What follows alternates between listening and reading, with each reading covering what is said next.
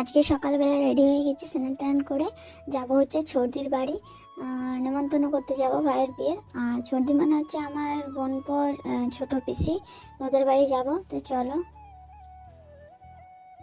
তো এই যে দেখতে পাচ্ছ, এখন ছর্দিদের বাড়ি পৌঁছেও গেছি। এখানে আমি আছি, বোনপো আছে, এদিকে ভাই বসে আছে, আমরা গল্প করছিলাম।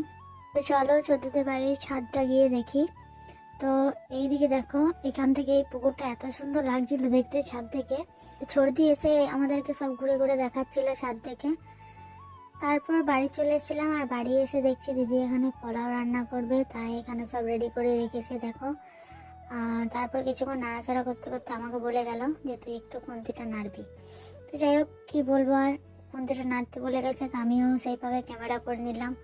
তবে আমি কিন্তু সেভাবে রান্না করতে জানি না। কে কে পোলাও খেতে ভালোবাসো অবশ্যই কমেন্ট করে জানাবে। এটা এই পর্যন্তই, খুব তাড়াতাড়ি আসছি নেক্সট ভিডিও নিয়ে। টাটা।